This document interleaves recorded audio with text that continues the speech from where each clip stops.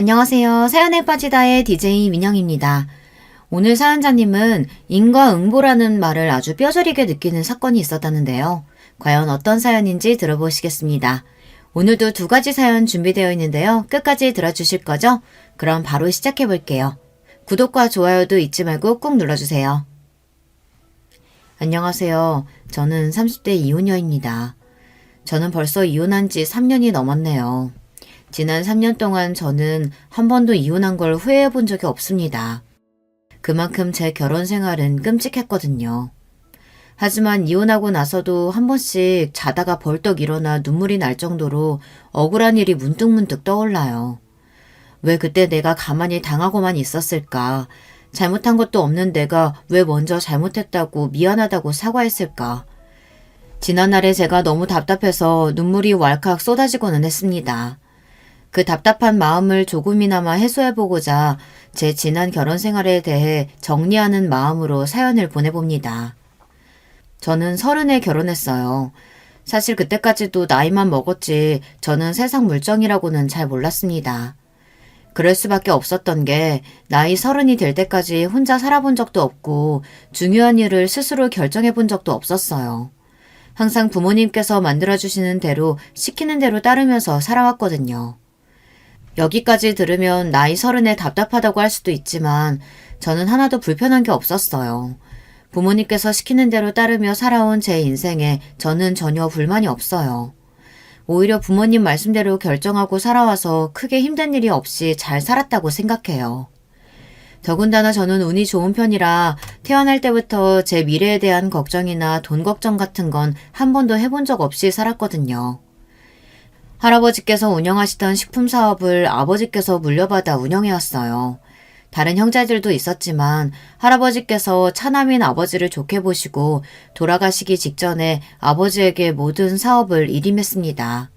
다른 형제들의 반대와 방해도 있었지만 아버지는 보란듯 회사 운영을 잘 해나가셨어요. 저는 아버지의 조언에 따라 대학도 식품 유통 관련 학과에 진학하고 졸업하자마자 아버지 회사에서 일했습니다. 회사 내에 아버지의 다른 형제들과 사촌 형제들도 있어서 제가 회사에서 일하는 동안 저를 괴롭히려고도 하고 부딪히는 일도 있었어요. 그럴 때마다 아버지께서 중간에서 다 해결해 주셨습니다. 저를 괴롭힌 사촌들을 지방 물류센터로 보내거나 현장직으로 보내버렸습니다. 아버지는 항상 저를 지지해 주셨어요. 저는 결혼할 때까지 아버지의 철저한 보호를 받으며 인생의 큰 굴곡이라고는 없이 살다가 결혼했습니다. 결혼도 아버지께서 미리 뽑아주신 신랑감들과 선을 봐서 결혼한 거예요. 남편은 맞선 자리에서 처음 봤을 때부터 저와 비슷한 사람이라고 생각했어요. 남편도 건설사를 하는 시아버지의 회사에서 일하며 부모님과 가깝게 지내고 있었거든요. 시아버지께서 운영하시는 건설사에도 다른 형제들이 있어서 남편도 그 안에서 살아남기 위해 많이 노력하고 있었어요. 제 눈에는 남편의 그런 모습이 멋지게 보였습니다. 남편과는 지금까지 살아온 배경도 비슷하고 사고방식도 비슷해서 처음 만났을 때부터 서로 잘 통한다고 생각했어요. 특히나 남편은 장남이라서 그런지 저와는 달리 카리스마도 있고 단호한 면도 있었어요. 그런 면이 아버지와 비슷하게 보였습니다. 지금까지 아버지가 저를 이끌어준 대로 결혼하면 남편이 저를 잘 이끌어줄 수 있을 거라고 여겼어요. 저와 남편은 선을 보고 며칠 후 교제를 시작해서 만난 지 반년 만에 결혼 날짜를 잡았습니다. 양가에서 소개한 자리에서 만난 자리다 보니 큰 문제 없이 결혼이 척척 진행됐어요. 나이도 찾겠다. 강남에 바로 들어갈 신혼집도 있겠다. 뭘 망설이니? 좋은 사람 만났을 때 바로 결혼하면 되는 거지. 시어머니는 저에게 아무것도 준비할 거 없으니 하루빨리 식부터 올리라고 하셨어요. 그래, 서로 수준도 다르고 살아온 환경도 다른 사람들이나 연애하면서 서로 알아보고 맞춰가는 거지. 우리처럼 비슷한 환경에서 비슷하게 살아온 사람들은 살다 보면 자연스럽게 다 맞춰지는 거야. 우리 봐라. 우리도 너희처럼 부모님 소개로 만나 결혼했는데 지금까지 30년 넘게 한 번도 안 싸우고 잘만 살잖니.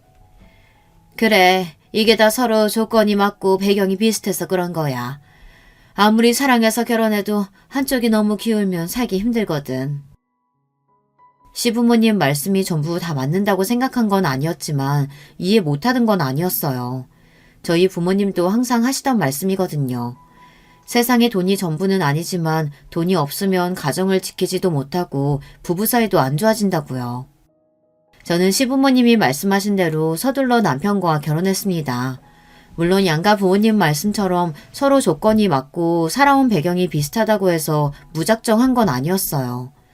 남편과 만나는 반년 동안 서로에 대한 마음도 생기고 신뢰도 분명히 쌓였다고 느꼈기에 결혼하기로 한 겁니다.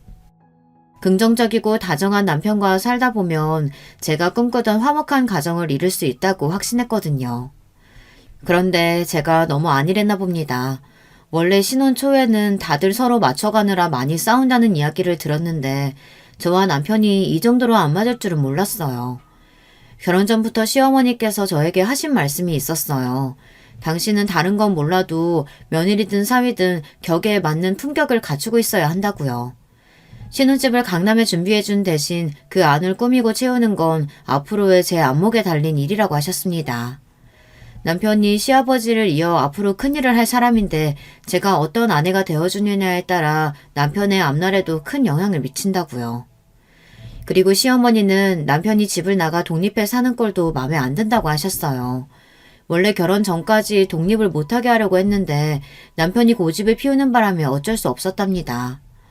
남편 고집이 보통이 아니라 시어머니 말도 안 듣는다고 답답해 하셨어요. 남편 길들이는 것도 아내의 역할이야.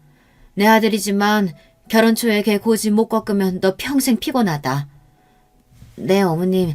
제가 진호 씨랑 잘 상의해서 어머님 마음에 드시게 잘 해보겠습니다.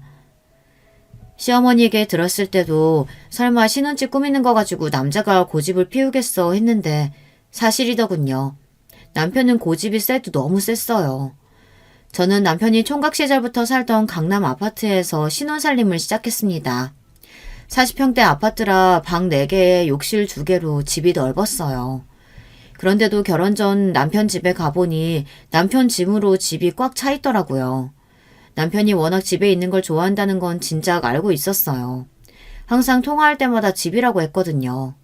친구를 만나도 집에서 쉬는 날도 집에서 뭐든 해결하는 것 같았어요. 그런데 이건 좀 심각했습니다. 방 하나는 침실, 하나는 옷방, 하나는 술 보관용 방, 하나는 게임룸으로 빈 방이 하나도 없었어요. 저도 결혼 전 유복하게 살았다면 살았으니 제 짐이 많아요. 저도 친정에 있을 때 제 방과 옷방, 방 2개를 사용했거든요. 아휴, 혼자 사는 사람이 어쩜 이렇게 잘 꾸며놓고 살았어? 너무 좋다. 근데 나도 이제 슬슬 짐 가져다 놔야 할 것 같은데 내 짐이 들어갈 데가 없을 것 같아. 옷방만 따로 인테리어 다시 할까? 나도 가져올 짐이 좀 많거든.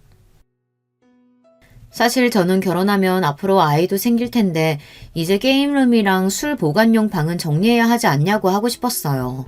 아이가 생기면 다 무용지물이 될 테니까요.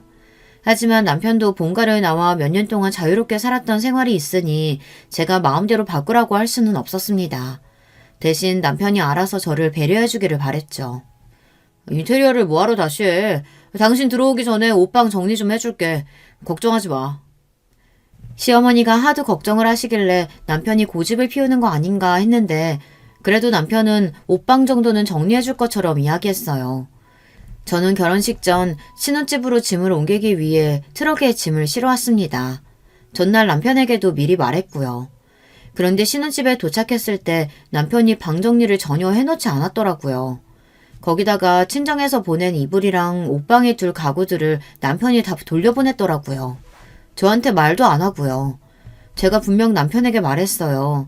인테리어는 남편이 할 필요 없다고 해서 안 했지만 그래도 제가 쓰고 싶은 이불이나 가구는 제가 알아서 구매하겠다고요.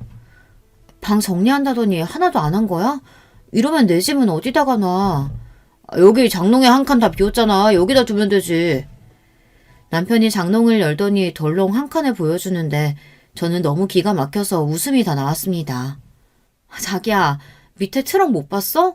사람 하나가 들어오는데 덜렁 한 칸은 너무한 거 아니야? 자기야말로 무슨 짐이 이렇게 많아? 당신 아무리 여유가 있어도 그렇지 지금까지 부모님 돈으로 너무 사치 부리면서 산 거 아니야? 뭐? 내가 부모님 돈으로 사치를 부려? 다 내가 일해서 번 돈으로 산 거야. 저는 순간 너무 기가 막혀서 어이가 없었습니다. 본인은 40평이 넘는 집에 방 하나는 술 가득, 방 하나는 게임기로 가득 채워놓고 살면서 저더러 사치스럽다네요. 그건 그렇다 치고 엄마가 집으로 미리 이불이랑 가구 보냈다고 했는데 그건 또 왜 다시 돌려보냈어? 명색이 신혼집인데 갖출 건 갖춰야지. 뭐하러 이미 집에 있는 걸 또 사. 내가 쓰던 것들도 다 깨끗해서 얼마 안 된 것들이야. 괜히 쓸데없는데 돈 쓰지 말고 장인어른한테 이야기해서 회사에 투자금이나 좀 달라고 해. 이불이니 가구니 그런 거 내가 다 필요해서 산 건데 그거랑 회사 투자금이랑 무슨 상관이야. 물론 저희가 양가 부모님의 사업상의 비즈니스 같은 거 전혀 없이 사랑으로만 한 결혼은 아니었지만 아무리 그렇다고 해도 결혼 전부터 투자금이니 뭐니 하는 소리를 들으니 거슬리더군요. 저는 남편의 행동이 괘씸했습니다. 남편이 이 정도로 자기밖에 모르는 사람인지는 몰랐어요. 아무리 자기가 살던 집이라고 해도 결혼해서 같이 이 집에서 살기로 했으면 최소한 내가 들어올 수 있는 환경을 만들어줘야지. 자기 이렇게 배려심 없는 사람이었어? 저는 남편을 만나고 처음으로 인상을 구기고 화를 냈습니다. 정말 남편에게 실망해서요. 제가 그렇게까지 나올 줄은 몰랐는지 남편도 조금 당황한 것 같더군요. 알았어. 난 자기가 데이트할 때마다 검소해 보이길래 원래 옷이니 가방이니 이런 거에 관심 없는 줄 알았지. 이렇게 짐이 많을 줄 알았나? 나도 30이야. 지금까지 사회생활을 몇 년을 했는데 이 정도 짐도 없겠어?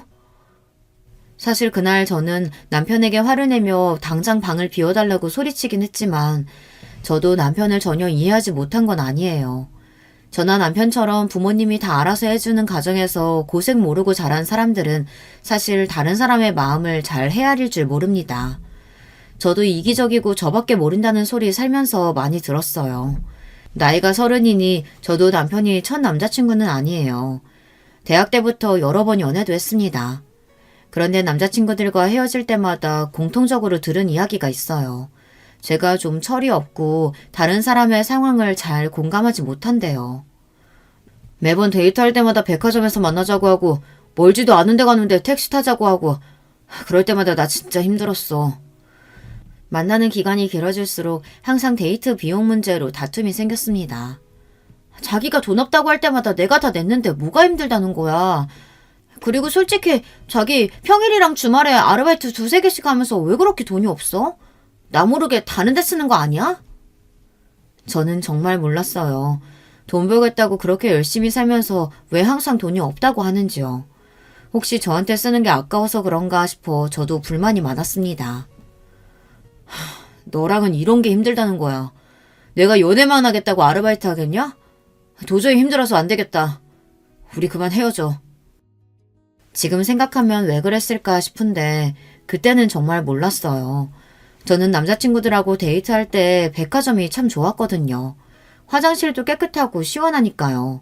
사실 버스니 지하철이니 타고 데이트하는 게 싫었어요.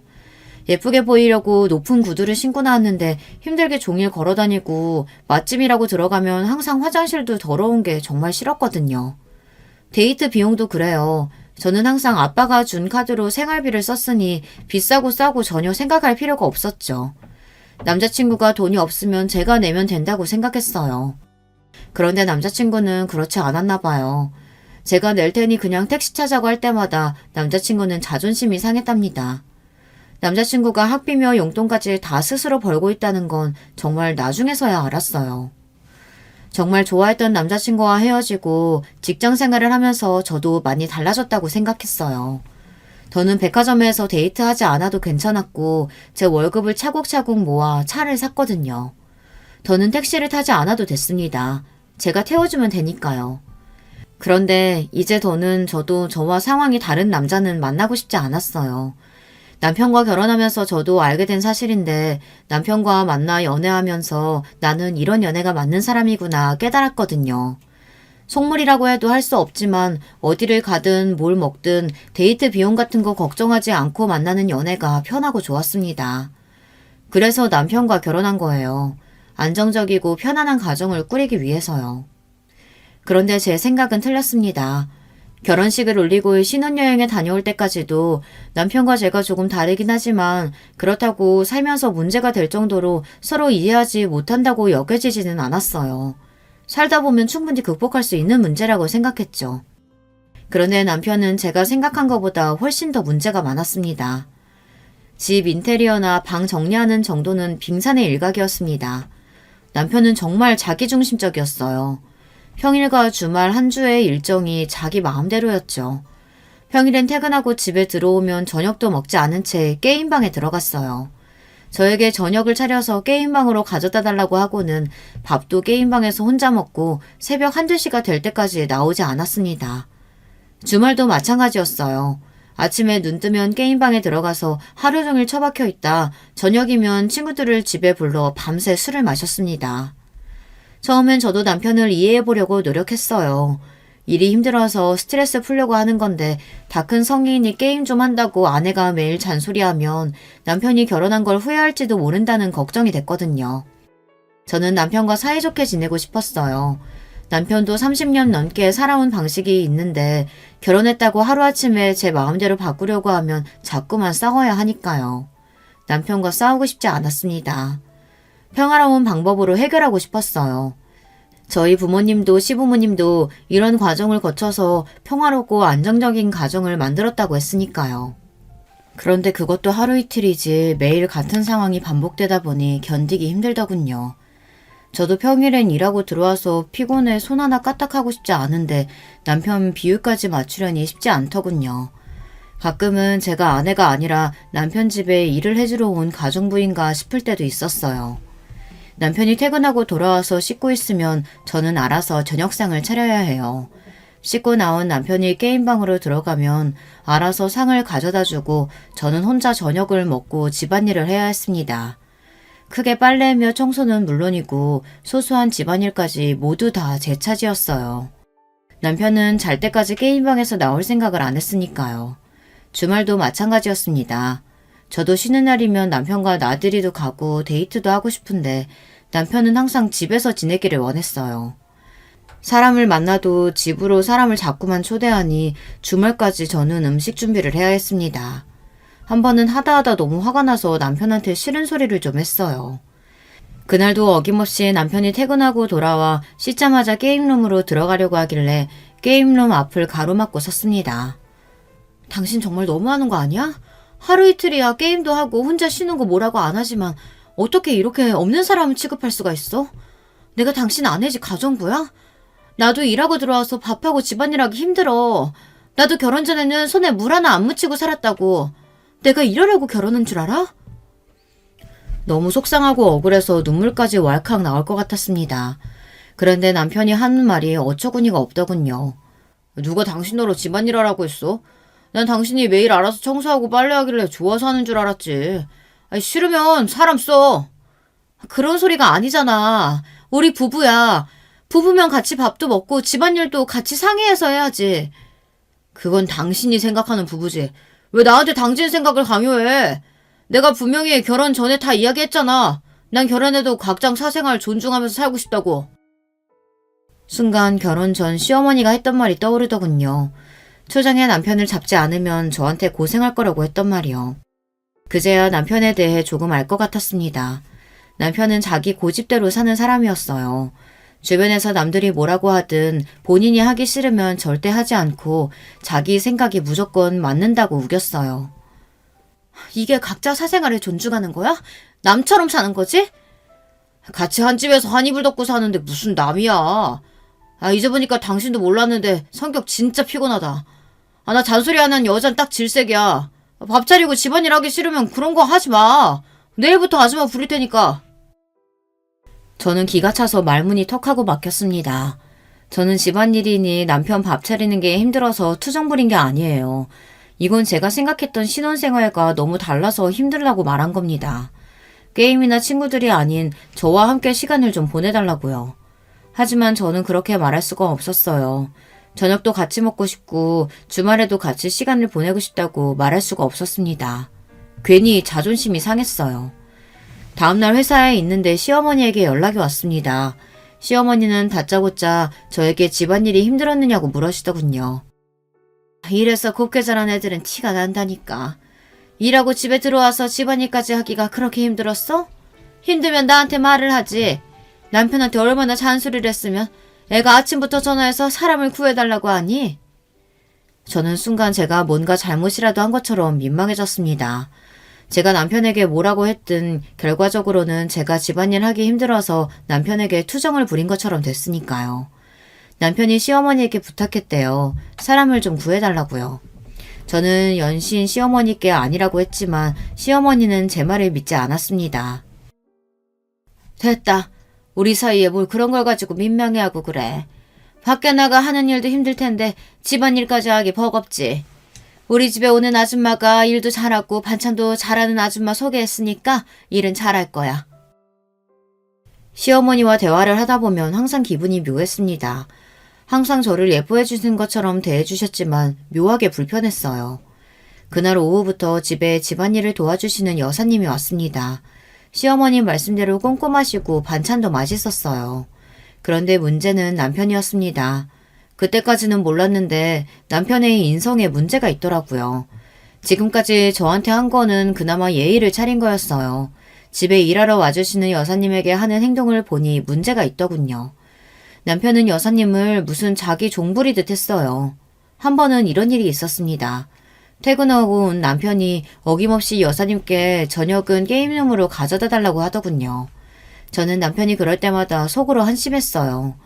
게임이 아무리 좋아도 그렇지 30이 넘은 남자가 게임이나 하겠다고 방으로 밥을 가져다 달라는 게 어이가 없었으니까요. 그런데 잠시 뒤 아줌마가 방에 들어가자마자 남편이 소리를 지르는 소리가 들렸어요. 아, 아줌마! 지금 뭐 하는 거예요?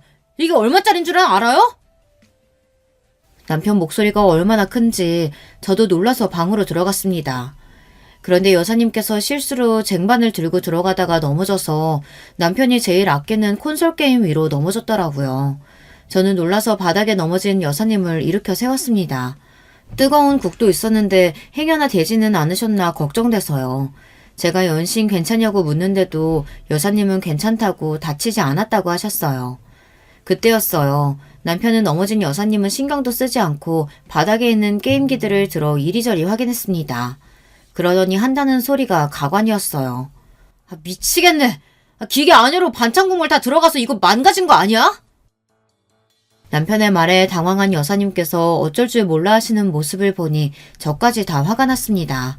아무리 본인이 아끼는 물건이라도 그렇지 사람이 뜨거운 음식을 들고 있다 넘어졌는데 저런 소리를 하는 게 정상인가 싶었어요.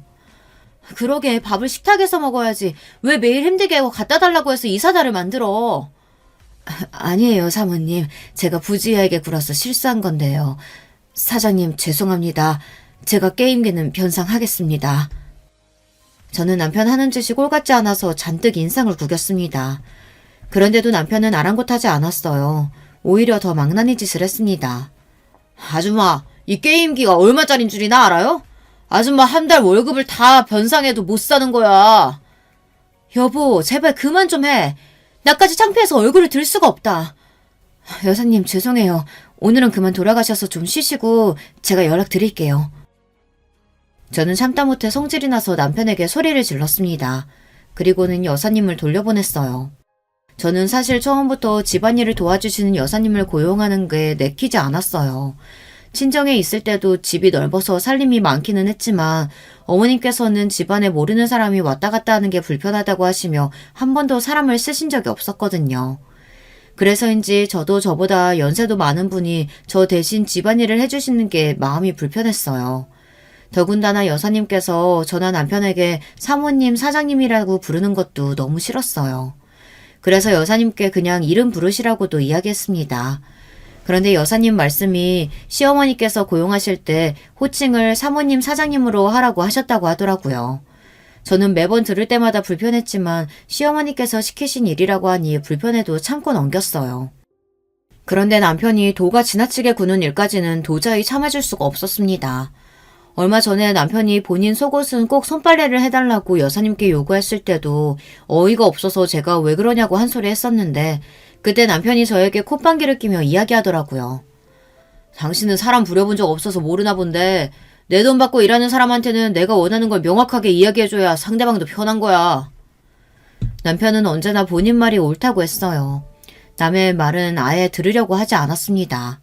더군다나 남편은 속도 좁고 뒤끝도 있었어요. 그날 반찬이 흘러들어간 게임기는 결국 망가져서 남편이 수리를 맡겼습니다. 새로 사야 할 정도는 아니었어요. 그런데 남편은 여사님 때문에 멀쩡했던 게임기를 수리 맡겼다는 사실이 짜증이 났나 봐요. 그날부터 유치하게 여사님을 괴롭혔습니다. 밥을 차려주시면 반찬이 짜네, 국이 싱겁네 투덜거렸고 여사님이 청소하거나 정리해둔 방식이 마음에 안 든다면서 자꾸만 여사님에게 훈계를 했어요. 남편은 가만 보면 나이를 헛먹은 것 같아요. 겉으로 보기만 성인이지 속은 아직 18살 어린애 같았습니다. 그러던 어느 날이었습니다. 결국은 여사님께서 일을 그만뒀어요. 남편이 선을 넘었거든요. 하루는 시어머니께서 집에 놀러 왔어요. 잠시 우리 집 근처에 약속이 있어서 오셨다가 저를 주신다고 옷을 사오셨더라고요. 옷은 비싼 명품이었습니다. 저는 부담스러워서 무슨 날도 아닌데 왜 이렇게 비싼 선물을 주시냐고 물었어요. 그러자 시어머니께서 하시는 말씀이 또 미묘하게 불편하더라고요. 네가 다른 건 다 괜찮은데 영 옷을 잘 못 입더라. 물론 사돈댁이 워낙에 검소해서 옛날부터 소박하게 사셨다는 거야 잘 알지만 이제는 우리 집 며느리인데 네 남편을 봐서라도 잘하고 다녀야지. 저는 순간 얼굴이 붉어졌습니다. 같은 말이라도 그냥 제가 생각나서 사셨다고 하면 되는데 꼭 집어 제가 평소에 옷을 잘 못 입었다고 하니 무안하더라고요. 그런 제 마음을 알 리 없는 시어머니는 자꾸만 저에게 옷을 입어보라고 하셨습니다. 그런데 그때였어요. 마침 설거지를 하고 있던 여사님에게 남편이 하지 않았으면 좋을 말을 했어요. 어머니 말씀이 맞아. 당신이 워낙 소탈해서 없는 사람들하고도 잘 어울리고 있는 티 안 내는 건 아는데 이제 내 수준에 맞춰야지. 아, 당신 입던 옷, 보세 옷이랑 신발들 다 정리해서 아줌마한테 주는 거 어때? 아줌마 따님이 30 못 됐다고 했던가? 아마 이 사람이 입던 거 딸한테 갖다 주면 좋다고 입을 거예요. 이 사람 옷이 완전 싸구려는 도 아니거든요. 남편은 뭐가 그렇게 재밌는지 배까지 잡고 크크거리며 웃었습니다. 저까지도 불쾌했어요. 저는 미간을 구기며 남편에게 한 소리 하려 했습니다. 그런데 그 순간 지금까지 잘 참고 있던 여사님께서 폭발하고 말았어요. 아휴, 내가 웬만하면 몇 푼이라도 벌어보겠다고 좀 참아보려고 했는데 더는 안 되겠네. 이런 싸가지 없는 자식아. 네가 뭔데 내 딸까지 무시하고 난리야. 내 딸도 샤넬 가방도 입고 루이비통 옷도 입거든? 여사님은 손에 끼고 있던 고무장갑을 벗어 남편의 면상에 집어던졌습니다. 남편의 얼굴에 비눗물이 잔뜩 튀었어요. 그 모습을 보는데 저까지 다 속이 시원하더라고요. 어머, 이 아줌마가 지금 뭐 하는 거야? 어디 감히 내 아들 얼굴에 고무장갑을 던져? 반면 시어머니는 난리가 나셨습니다. 어디 감히 내 아들 얼굴에 고무장갑을 던지냐고 노발대발했습니다. 당신 아들은 뭐가 특별해서 고무장갑을 좀 맞으면 안 돼요? 잘못하면 맞기도 하는 거지. 그러게 아들 새끼를 왜 저 따위로 키웠어? 여사님은 다시는 부르지 말라고 소리를 지르고는 집을 나가버리셨어요. 태어나 처음으로 마주봤다는 남편은 놀라서 그 자리에 선 채로 어안이 벙벙해 보이더군요. 시어머니는 그런 남편에게 다가가 괜찮냐고 계속 물었어요. 이 옆에는 어디 사람이 없어서 저런 여자를 소개해준 거야. 아유 속상해. 우리 아들 괜찮아? 얘 새아가 너는 뭘 멀뚱하게 보고만 있어. 얼른 가서 수건 가지고 와. 시어머니는 무슨 큰일이라도 난 것처럼 노발대발했어요. 여사님 말 틀린 거 하나 없었습니다. 아들을 저렇게 오냐오냐 키웠으니 이런 일도 당한 거죠. 요즘 같은 시대에 삼시세끼 굶어서 남의 집 일하는 사람 없습니다. 무슨 일을 하든지 자식에게 손 안 벌리고 당당하게 살려고 다들 열심히 살아요. 그런 사람한테 자식까지 들먹이며 개소리를 해대니 얼굴에 고무장갑을 맞죠. 남편은 맞아도 쌉니다. 이래서 내 돈 주고 부리는 사람한테는 잘해주면 안 되는 거라니까. 저렇게 자기 주제를 모르고 선을 넘어요. 시어머니는 남편이 했던 말과 똑같이 해댔어요. 도대체 선을 넘은 게 누군데 누구더러 선을 넘었다고 하는지 모르겠더군요. 이래서 가정교육이 중요하다는 말이 있나 봅니다. 시간이 지날수록 제가 몰랐던 남편의 다른 모습을 보고 나니 저도 모르게 자꾸만 남편에게 정이 떨어지더군요. 그러던 중 말도 안 되는 일이 벌어졌어요. 아버지 회사에 일이 생겨서 문제가 생겼습니다. 큰아빠가 아버지에게서 경영권을 뺏어오려고 말도 안 되는 누명을 씌웠어요. 아버지가 투자한 적 없는 회사에 아버지가 투자했다는 도장이 찍혀 있었습니다. 그리고 그 회사에 투자한 비용이 아버지의 비자금이라는 말도 안 되는 증거가 나왔어요. 그래서 하루아침에 아버지가 회사에서 쫓겨나게 생겼습니다. 이미 큰아버지가 손을 써둬서 회사 안에 아버지 편은 아무도 없었습니다. 저는 정신이 하나도 없었어요. 저라도 아버지의 누명을 벗기기 위해 노력했지만 저도 할 수 있는 일은 없었어요. 제가 친정일로 바쁘다 보니 자연스레 남편에게 아버지 회사 일을 이야기했어요. 그러면서 남편에게 도움을 청했습니다. 당장 저까지도 회사에 나갈 수 없는 상황이다 보니 자세한 회사 상황을 알 수가 없었어요. 더군다나 저희 쪽 변호사는 자꾸만 아버지가 경영권을 뺏기지 않을 가능성이 현재로서는 없다고만 했어요. 그래서 저는 남편에게 부탁을 좀 했습니다. 남편의 회사 쪽 변호사한테 일을 알아봐 달라고 했어요. 그런데 남편 말이 좀 이상하더군요. 안 그래도 내가 좀 알아봤는데 장인어른은 왜 도대체 그런 무모한 짓을 하셨대? 아무리 욕심이 많아도 그렇지 회사 돈을 횡령하면 어쩌자는 거야? 당신 지금까지 내 말 뭘 들은 거야? 아버지가 그런 게 아니고 누명 쓴 거라고 했잖아. 남편은 제 말이 아니라 다른 사람들이 하는 말을 믿었어요. 그거야 당신 생각이지. 회사가 장난도 아니고 증거가 이렇게 확실한데 아니라고 잡아댄다고 누가 믿겠어. 더군다나 당신네 변호사까지 소송해도 어려울 거라고 했다면서. 그 순간 저는 절망했습니다. 제가 남편과 결혼해서 가족이 된 건 안정적인 가정을 이루고 행복하게 살기 위해서였어요. 서로 다르고 이해하지 못하는 부분이 있어도 힘들고 아플 때 한편이 되어줄 배우자라고 믿었기 때문에 결혼한 거예요. 그런데 제가 사람을 잘못 봐도 한참을 잘못 봤습니다. 남편은 제 편이 되어 저를 도와줄 생각이 없었어요. 거기다가 그날 이후 남편의 태도는 더 저를 화나게 했습니다. 남편이 저를 무시하기 시작했어요. 예전에 집안일을 해주러 오셨던 여사님께 하듯이 저를 대했어요. 당신 세탁소에서 내 옷 안 찾아놨어? 집에서 노는 사람이 도대체 뭐 하는 거야? 이래서 가족교육이 중요하다고 하는 거라니까. 남의 돈 거저 먹으려고 하잖아. 저는 순간 제 두 귀를 의심했습니다. 남편이 저에게 하는 소리가 맞나 싶어서요. 당신 그게 무슨 소리야? 내가 남의 돈을 거저 먹으려고 하다니. 도대체 누가 누구 돈을 먹는다는 거야? 누구 돈이기는 누구 돈이야. 내 돈이지. 당신 장인어른 때문에 회사에서 쫓겨난 지가 벌써 몇 달째야. 집에서 놀면서 내 돈이나 축내고 있으면 내 돈 거저 먹으려 하는 거 맞지?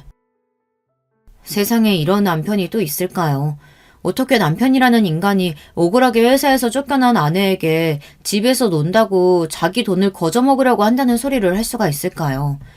순간 화가 나는 것도 잠시 제 처지가 너무 초라해서 눈물이 앞을 가렸습니다.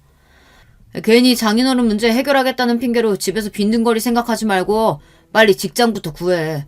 나도 봐주는 건 이번 달까지야. 다음 달부터는 무조건 생활비 내놔. 남편이 저에게 이럴 줄은 몰랐습니다. 지금까지 남편이 좀 무뚝뚝하고 저에게 별 관심은 없어도 돈 가지고 말한 적은 없었어요.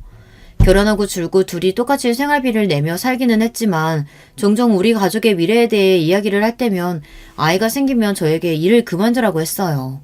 아이에게는 엄마가 꼭 옆에 있어줘야 한다면서요. 그러면서 생활비는 제가 필요한 만큼 주겠다고 했습니다.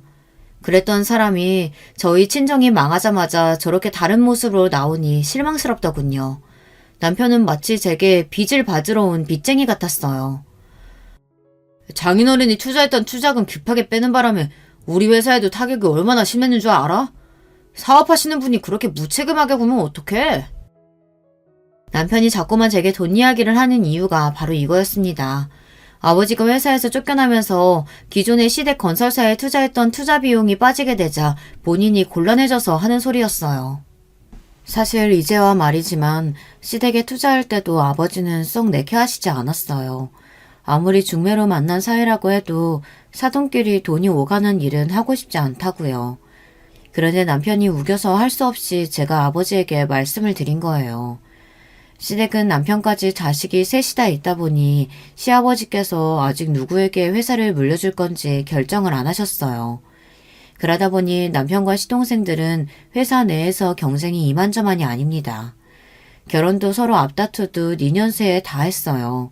다들 시댁에서 정해준 집안과 중매로 결혼했습니다. 그 순간 저는 지난 결혼 생활이 파노라마처럼 지나갔어요.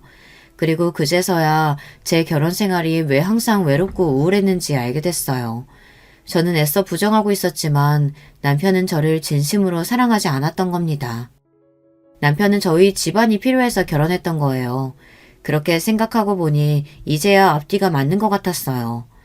지금까지 남편이 저에게 했던 행동들이 모두 다 이해가 됐습니다.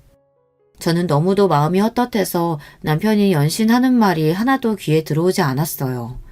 저도 남편을 절실히 사랑한 건 아니었지만 그렇다고 조건만 보고 결혼을 결정한 건 아니었어요.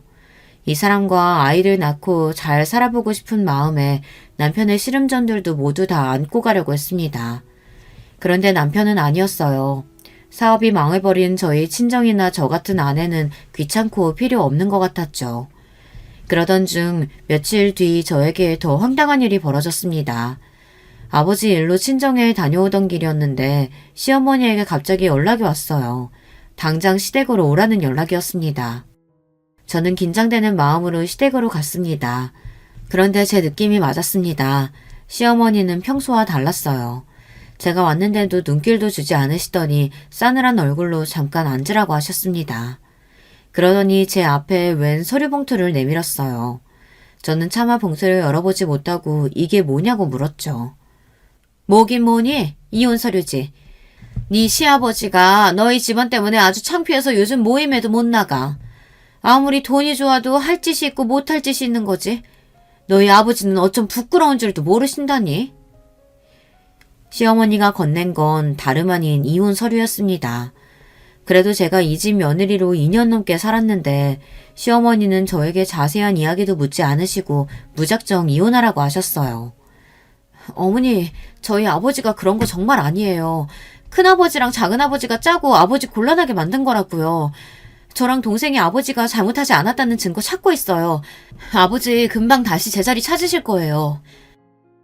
저희 친정에 힘든 일이 생기자마자 저를 무시하는 남편은 물론이고 이혼하라고 하는 시부모님까지 모두 다 밉고 원망스러웠지만 저는 누구라도 저를 좀 도와줬으면 했어요. 당시에 친정아버지에게 닥친 일이 저 혼자 감당하기에는 너무 힘들었거든요. 그래서 누구에게라도 좀 도와달라고 애원하고 싶었습니다. 그런데 제가 가족이라고 믿었던 사람 중 누구도 저를 도와주지 않았어요. 주변에 보니까 망한 사람들이 다들 말은 그렇게 하더라. 금방 일어날 거라고. 근데 어쩌니? 우리 집안은 워낙 대대로 고상한 집안이라 너희 같은 사기꾼 거지 집안이랑은 상종도 하기 싫다. 그러니까 괜히 우리 장남 앞길 막지 말고 당장 이혼 서류에 사인해. 저는 너무 서러워서 순간 덜컥 겁까지 났어요. 정말 이대로 남편과 이혼해야 하는 건가 해서요. 하지만 저에게 선택권은 없었습니다. 사기꾼 거지 집안이라는 소리까지 들었는데 이런 취급을 받으면서까지 매달리고 싶지 않았어요. 하지만 이건 저와 남편의 일입니다.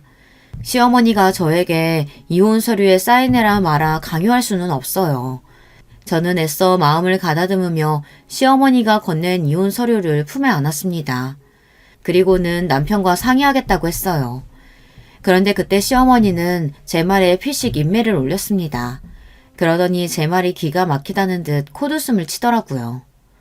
내가 설마 내 아들이랑 상의도 안 하고 이혼 서류 준비했겠니? 네 남편이 너랑 이혼하고 싶은데 네가 순순히 떨어질 것 같지 않다고 나한테 도와달라고 하더라. 순간 저는 누군가 제 머리를 세게 한 방 때린 줄 알았어요. 이번 일로 남편이 꽤 실망했다는 거야 알고 있었지만 저와 이혼까지 하고 싶을 줄은 꿈에도 몰랐습니다.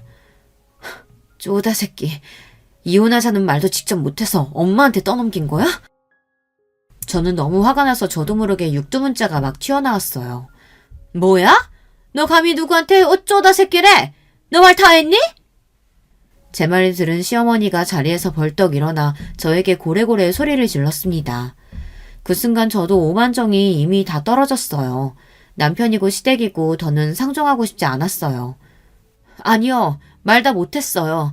다 큰 아들이 이혼도 혼자 못해서 엄마가 나서는데 그게 쪼다 새끼가 아니면 도대체 뭐래요? 저도 덜 떨어진 마마보이 쪼다랑은 더 이상 살고 싶지 않으니까 지금 당장 이혼 서류에 사인하죠 뭐. 저는 그 자리에서 이혼 서류에 사인했어요. 시어머니는 사인한 서류를 얼른 챙기더니 절대 딴소리하지 말랍니다. 저는 절대 딴소리할 일 없다고 큰 소리로 얘기했어요. 그리고 남편은 끝까지 찌질했습니다. 이혼 서류가 접수되자마자 저에게 덜렁 문자 한 통 보냈어요. 아무리 이혼하게 됐어도 그렇지 2년을 넘게 산 아내한테 마지막으로 한다는 말이 짐이나 가져가라네요. 저는 제 머릿속에서 결혼 생각 전체를 지울 수만 있다면 뭐든 하고 싶었습니다. 그 정도로 끔찍했어요. 저는 이혼하면 제 인생이 대단히 크게 바뀔 줄 알았어요. 그런데 이상할 정도로 아무렇지 않았습니다. 오히려 집을 나와 친정으로 돌아오니 훨씬 더 마음이 편했어요.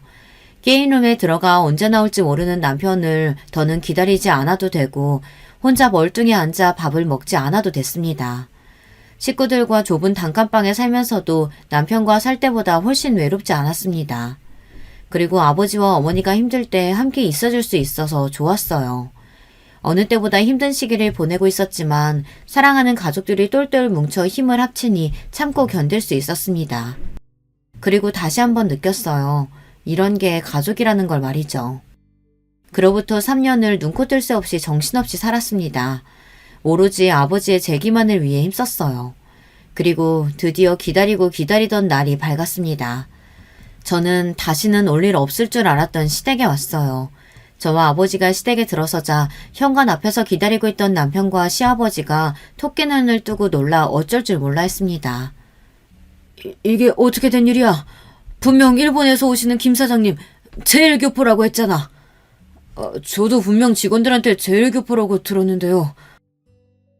시아버지는 전 남편에게 버럭 소리를 질렀습니다.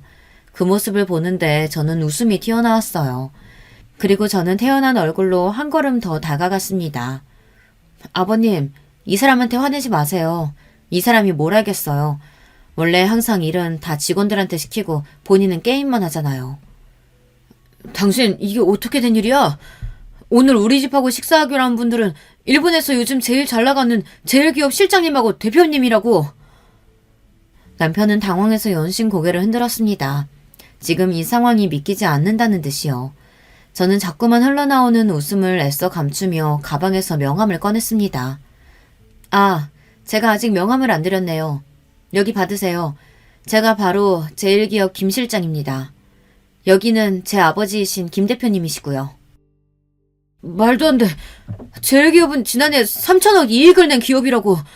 특별히 우리 회사에 투자하고 싶다고 해서 모신 건데 어떻게 당신이 제일기업 이사야? 장인어른이 어떻게 제일기업 대표냐고. 남편은 아직도 사태 파악이 안 되는 건지 믿을 수 없다며 주먹까지 꽉 쥐고 소리를 질러댔습니다. 이 사람이 내가 제일기업 대표라는데 어디서 감히 내 딸한테 소리를 질러? 말도 안 돼. 어떻게 이런 일이... 시어머니는 너무 당황한 나머지 비틀거리기까지 했습니다. 하긴 그럴만하죠. 저한테 한 짓이 있는데 얼마나 놀랐겠어요. 너희 자식, 이거 어떻게 된 일이냐? 너희 장인 쫄딱 망했다고 다시는 제기 못한다고 그랬잖아. 아버지도 장인어른 절대 제기 못한다고 하셨잖아요. 이제 와서 왜 저한테 그러세요? 시아버지와 남편은 서로의 탓을 하느라 바빴습니다. 어허, 듣던 대로 매너가 없는 사람들이네. 사람 불러놓고 언제까지 현관에 세워두는 거야? 우리한테 투자 받고 싶지 않은가 보지? 아닙니다, 장인어른. 저희 이번 투자 억울해지면 정말 힘들어져요.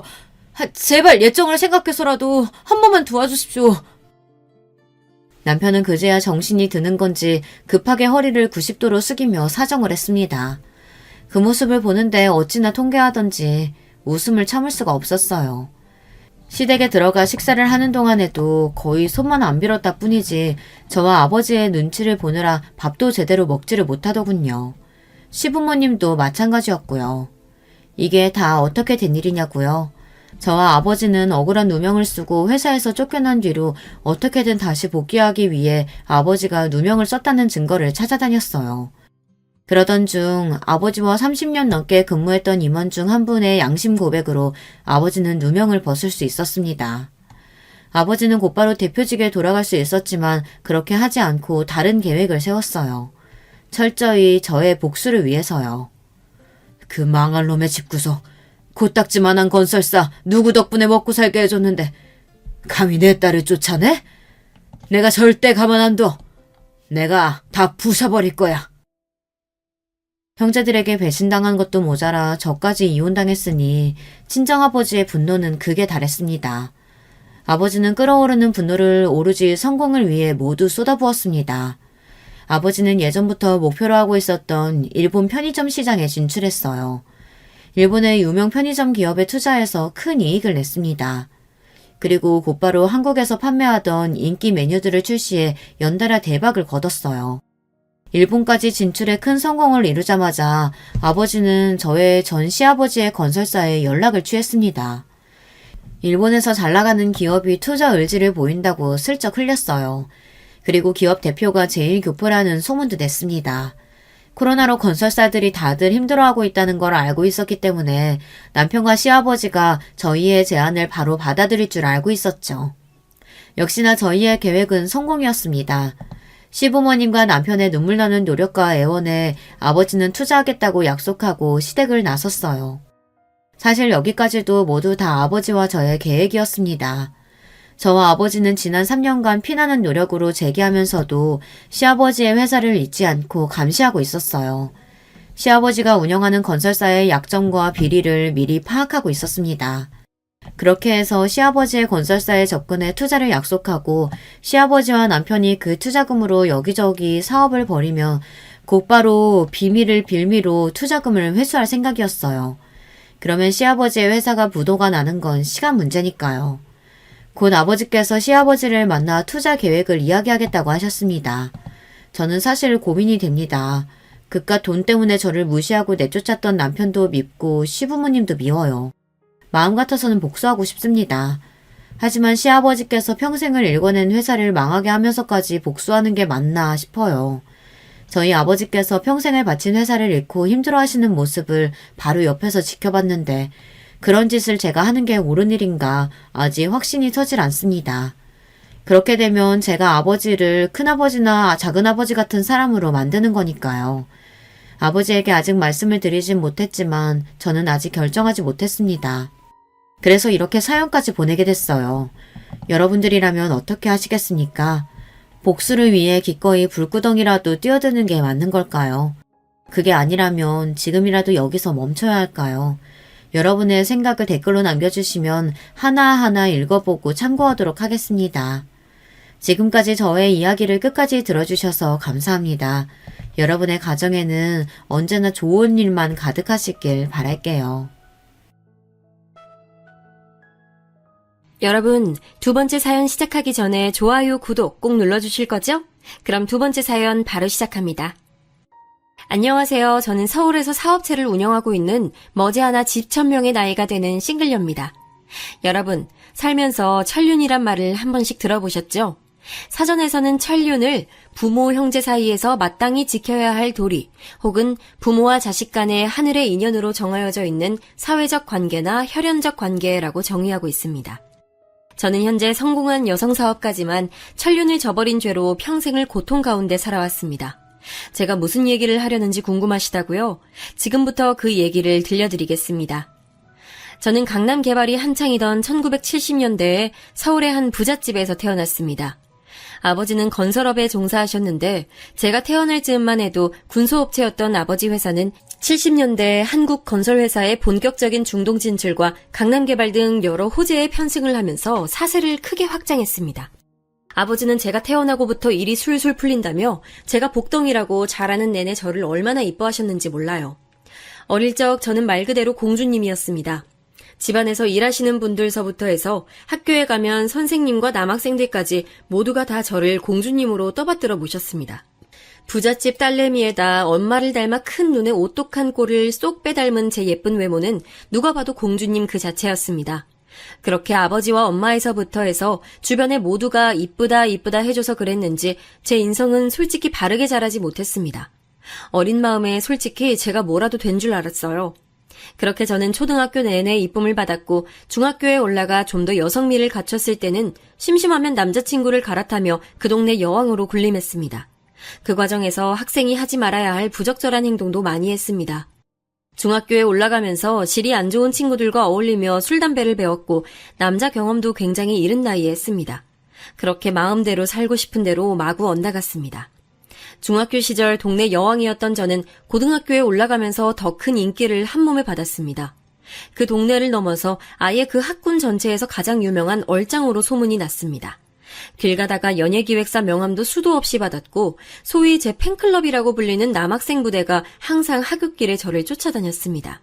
그 와중에 중학교 때 그랬던 것처럼 저는 심심하면 남자친구를 갈아탔고 양다리에 삼다리를 걸치기도 했죠. 그러다 들켜도 저는 제 잘못을 사과하긴커녕 오히려 뻔뻔하게 내가 니들 만나준 걸 영광으로 알라는 식의 태도를 보이며 여러 남학생들에게 상처를 줬죠. 지금 와서 생각해보면 사업이 바쁘다는 핑계로 늘 집을 비우는 아버지와 그런 아버지를 내조한다며 귀부인들 체면치레하는 사교 모임에만 정신이 팔려있던 엄마 사이에서 학창시절을 보내면서 제 마음이 많이 허전하고 외로웠던 것 같아요. 겉보기에만 행복해 보이는 저희 집 모습과는 다르게 부모님으로부터 받는 부잣집 딸내미로서 갖춰야 할 교양과 성숙함에 대한 압박은 제 숨을 턱턱 막히게 했습니다. 얘 정민주, 너 그렇게 살 다 드러내고 다니면 이 엄마 체면이 뭐가 돼? 당장 들어가서 단정하게 다시 입고 나오지 못해?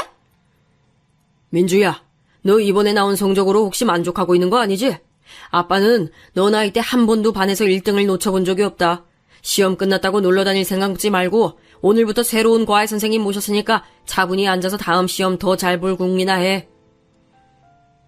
이렇게 땡땡건설 정사장 댁 외동딸이라면 마땅히 갖춰야 할 모습들에 대한 압박이 저를 자라는 내내 늘 짓눌러 왔습니다.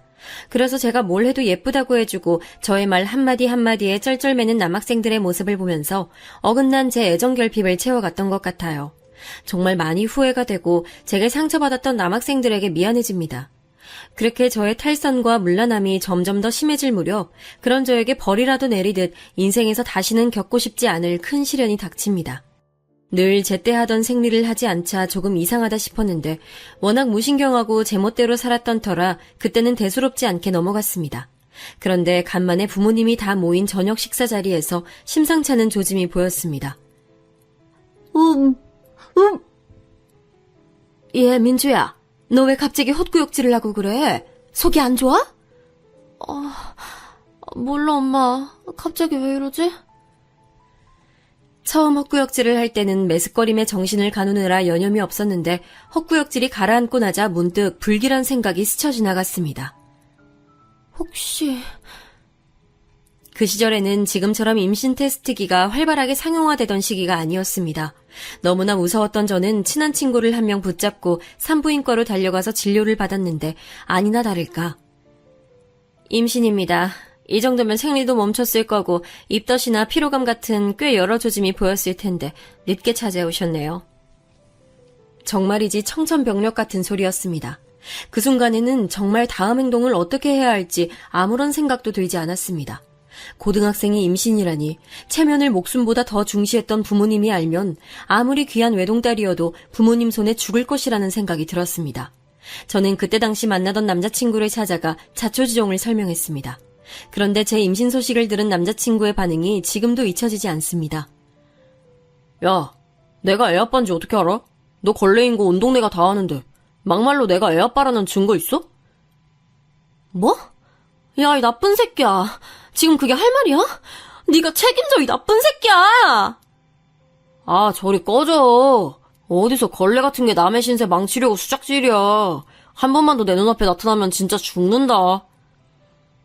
사귀던 내내 저에게 쩔쩔매고 여왕 대접을 하던 당시 남자친구는 제 임신 소식을 듣자마자 완전히 다른 사람으로 돌변했고 책임지라며 달려드는 저를 바닥에 그냥 내팽개쳤습니다.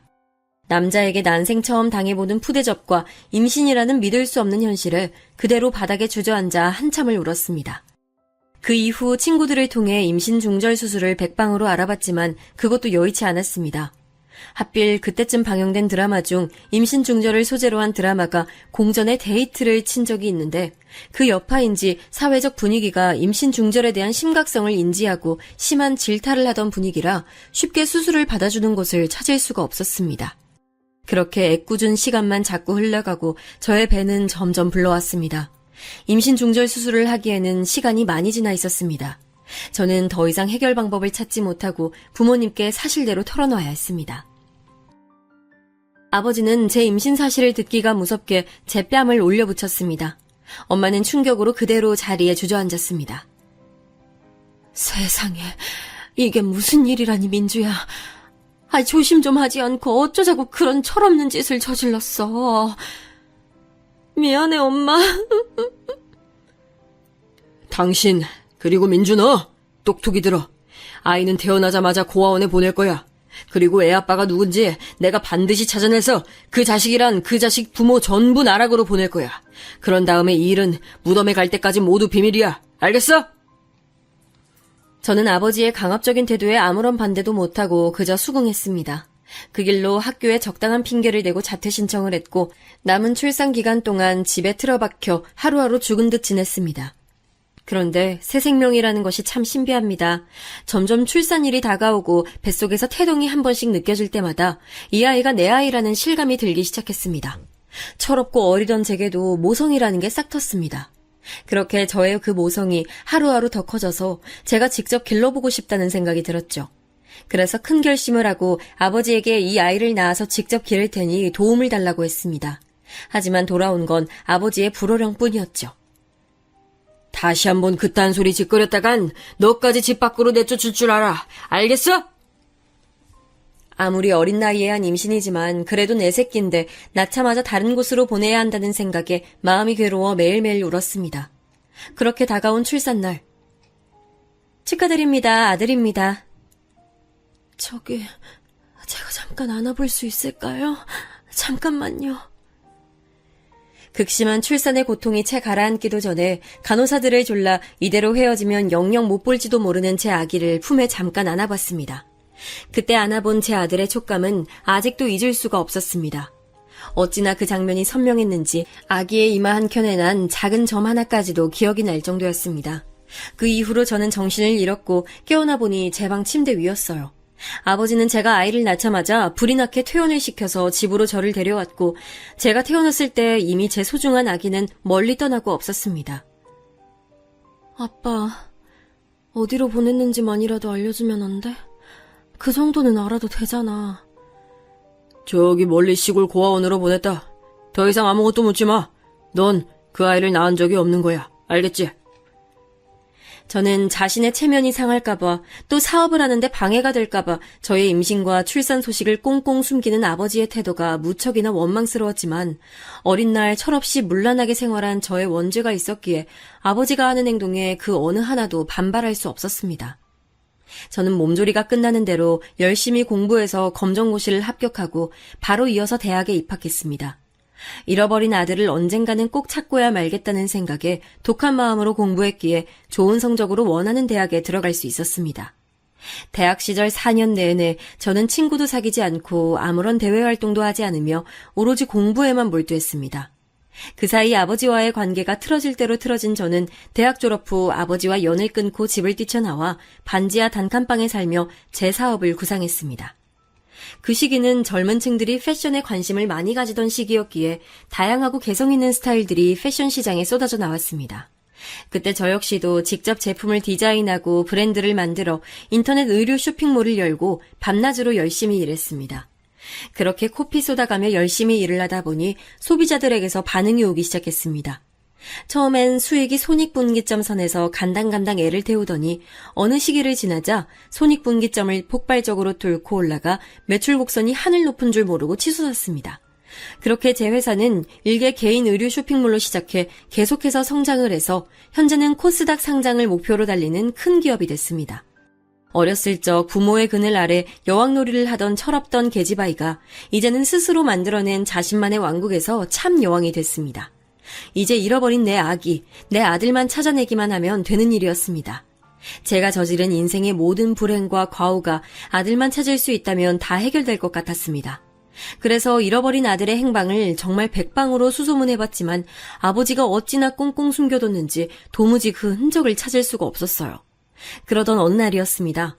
저희 회사는 매년 신제품 개발을 위해 제가 직접 프로젝트 팀을 꾸려 운영해왔는데 직원들 각자가 속한 부서와 상관없이 제품 개발에 열의가 있는 직원이라면 누구든 지원할 수 있었고 엄격한 심사 아래에 매년 10명 남짓하는 소수 정예 부대를 구성했죠.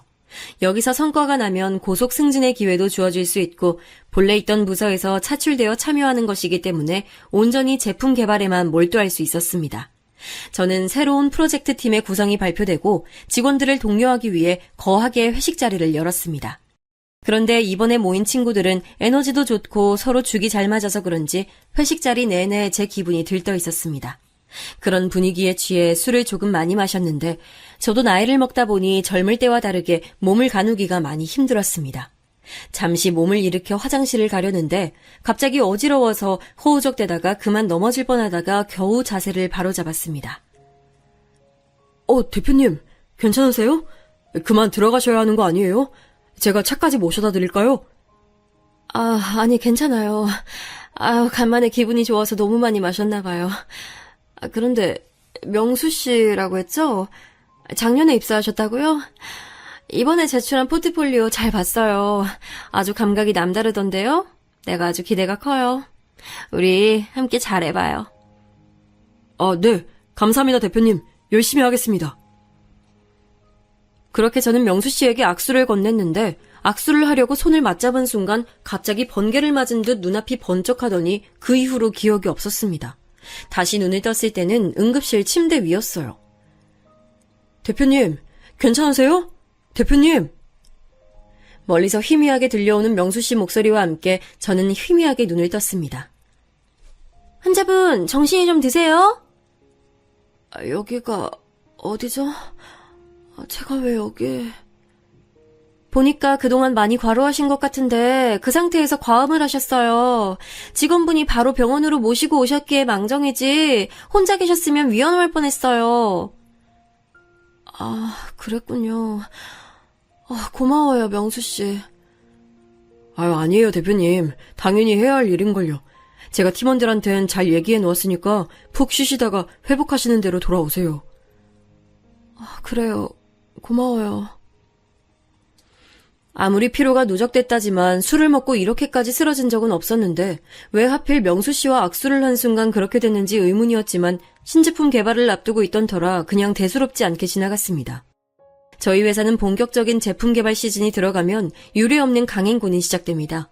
하루 종일 제품 개발과 시장 조사, 수백 장의 디자인 시안 작성 등 아침부터 다음날 새벽까지 온전히 회사에 붙어 있어야 하죠. 그러자면 아예 회사에서 숙식을 해결하는 경우가 대부분입니다. 거의 합숙을 하는 것과 마찬가지죠. 하지만 이 프로젝트만 성공시키면 승진을 할 기회가 생길 수도 있다는 생각에 팀원들은 너나 할 것 없이 이 일에 열정을 불태웠습니다. 그렇게 모든 팀원들의 눈밑에 다크서클이 짙어지고 머리는 산발이 되어갈 무렵이었죠. 하루는 제품 디자인 선정을 하는 날이었습니다. 앞서 말씀드렸듯이 자신이 속해 있던 부서가 어디였든 누구나 제품 아이디어를 내고 시안을 낼 수 있었기에 제품 디자인 역시 원하는 사람이라면 누구나 도전할 수 있었습니다. 올해도 그렇게 여러 시안을 놓고 고민하던 중 직원 한 명이 갑자기 이런 얘기를 했습니다. 뭐야? 누가 시안을 2장 냈어? 에이, 이러면 반칙이지. 공평하게 1장씩 내야지. 여러 장 내도 되는 거면 나도 수십 장 내게? 뭐야, 무슨 일인데? 김대리, 무슨 일이죠? 아니 대표님, 시안은 공평하게 자기가 자신 있는 최종 시안 1장만 내기로 했잖아요. 그런데 누가 2장을 냈어요. 이거 보세요. 딱 봐도 같은 사람이 디자인한 게 2장이 들어가 있어요. 아니, 이거 1장은 내 건데? 나머지 1장 누구 거지? 네? 아니 그럼 진짜 이걸 다른 사람이 그린 거라고요? 진짜 신기하다. 어쩜 이렇게 느낌이 비슷하지? 나머지 1장은 제 거예요. 저와 똑 닮은 시안을 제출한 것은 다름 아닌 명수 씨였어요. 직원들은 모두 깜짝 놀라며 말했습니다. 와, 아니 명수 씨, 아무리 대표님을 존경해도 그렇지 이렇게 디자인 화풍까지 똑 닮을 수 있는 거야? 진짜 한 사람이 그렸다 해도 믿겠네. 생각할수록 신기한 일이었습니다. 직원들은 자기 디자인이 미리 유출될까봐 제출 전까지는 꽁꽁 숨겨두었기에 다른 사람 디자인을 카피할 수도 없는 노릇이었습니다. 제 걸 보고 똑같이 따라 그리지 않는 이상 이렇게 비슷하게 나올 순 없었습니다. 그렇게 그 사건은 해프닝으로 지나가는 듯 했으나 직원들 사이에서는 이상한 얘기가 돌기 시작했습니다. 그러고 보니까 명수 씨 묘하게 대표님이랑 닮은 것 같지 않아? 눈도 크고 콧대도 오똑한 게 딱 대표님 관상이잖아. 아우, 김대리 큰일 날 소리 하고 있어. 대표님은 어깨가 다 아는 골드미스인데 혀 잘못 놀리다가 혀뿐만 아니라 김대리 모가지까지 날라가. 조심해. 그 소문은 당연히 저에 대한 소문이고 제 회사였기에 제 귀에 안 들어올 수는 없었겠죠. 저도 그때부턴 느낌이 심상치 않았습니다. 설마 아니겠지. 그렇게 찾아 헤맬 땐 못 찾았는데 여기서 이런 식으로 만난다고? 아닐 거야. 잠시 이런 생각이 스쳐 지나가기도 했지만 신제품 개발 강행군이 계속되는 상황에서 언제까지 이 생각을 붙잡고 있을 수는 없었습니다. 저는 다시금 회사 일에 매진할 수밖에 없었지요. 그렇게 모두가 힘써 일궈낸 프로젝트가 마무리되고 신제품 출시를 위한 모든 물밑 작업이 완료됐습니다. 최종 디자인은 명수 씨의 디자인이 선점됐고 프로젝트 마무리를 축하하는 회식 자리에서 저희는 다시 한번 얘기를 나눴습니다.